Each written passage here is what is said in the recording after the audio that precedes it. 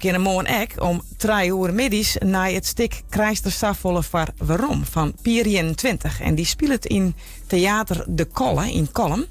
En Miranda Posma en Helena Bosma van Theater De Kolle, die binnen hier in de studio. Goedemiddag. Middag.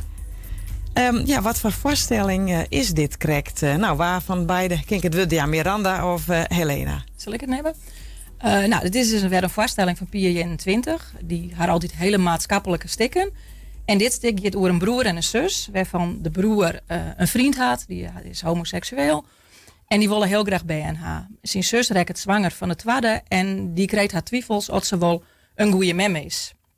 Dus het gaat eigenlijk wat over wensvaders en twijfelmemmen. En daar wordt het hele stuk omheen gebouwd. En het schijnt ik had het zelf nog net zo, maar het schijnt een hele indrukwekkende voorstelling te worden. Dus wij zijn heel benijd. Waarom past dit goed bij je theater, Helena? Waarom past dit goed bij je theater? Het is een theater waar voor heel verschillende leeftijden. En Pier 21 is toch echt wel toneelstuk vaak wat voor de ouderen of middenleeftijd. En omdat we graag voor alle leeftijden echt wat is dit een heel mooi stuk voor in theater. Dan ga je hem dus laat ik eerst maar zijn vreetje van mensen die je dus hennen willen, want binnen nog wel kaarten. Ja, er zijn nog tickets. Die zijn nog te verkrijgen via www.dekolle.nl. Dan wordt strolinkt naar de link van Pier 21. Dus de kaarten zijn nog gewoon beschikbaar. Die zitten nog net vol. Nee. Je had het theater nou al natuurlijk een paar hier. Ga je hem nog meer leuke en skierige voorstellingen die er aankomen? En ga je hem bijvoorbeeld de laatste jaren wat verhoren in een soort dingen die je misschien liet? Nou, qua verhoring hebben wij net zo heel volle orenvoorstellingen. Hè. We hadden altijd wel, wie willen cabaret hebben, wie willen toneel hebben, bannenvoorstellingen.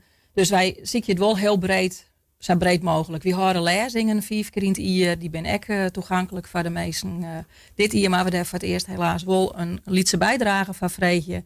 Dus we willen zo breed mogelijk het publiek onderzoeken. En we gaan straks bijvoorbeeld in februari, en dat rint al boven verwachting, een hele goede ABBA-tribute band. Nou, de meesten die staan haast in een riegen van waar hebben we kaarten krijgen. Dus dat rint gewoon echt ontzettend goed. Dus we merken wel van, wie komen nou weer wat meer in de picture. Wie weten is nou te vinden.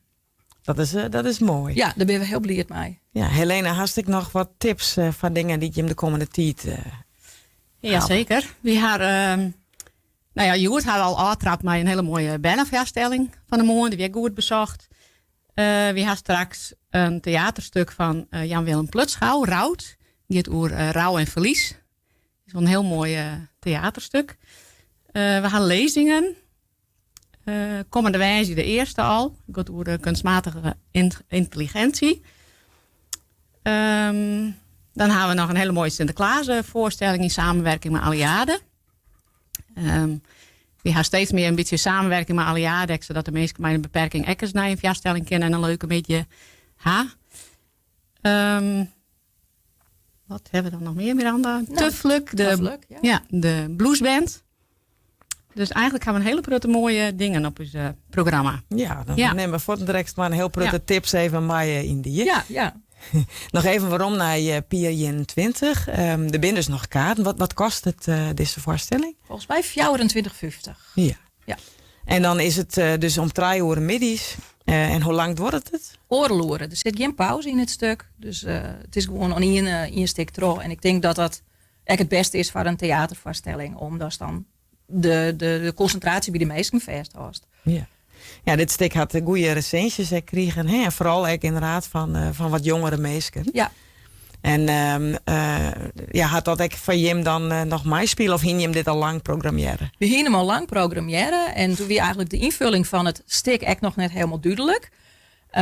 Dat we dus wij is dat eigenlijk maken. Dus maar we zijn het is een breed maatschappelijk probleem is het eigenlijk. Hè. Het is net alleen voor de jongere mensen, maar ook de oudere mensen, die zullen misschien wel eens twijfelen als ze zelf heel gelukkig was binnen in hun rol als ouder. Of mensen die op hetzelfde geslacht vallen, dat die zoiets zien van wij hien echt wel heel graag bij en haar wilt, maar dat wie toen not done of dat koe toen net. Dus het is wel iets waar we zijn van, nou ja, dat vinden wij echt dat wij dat echt als theater uitdragen maaien. Want iedereen die had rug op zijn lok en neem maar op. Ja, nou, het lijkt een tierenniskerige voorstelling te wezen. Ja. Ik wens je een heel soort succes met het theater. Als mensen wat weten willen, is het dus op een site zien van Theater de Kolle. Kun je de site nog even nemen? Zeker. www.dekolle.nl. Prima. Nou, meer informatie dus daar te vinden. Tegentank Miranda Posma en Helena Bosma van je taljochting op de voorstelling van Pier 21. En wat er verder nog weer te krijgen, of te zien valt, te belibben valt bij je in Theater de Kolle in Kolm. Dankjewel. Dank u wel.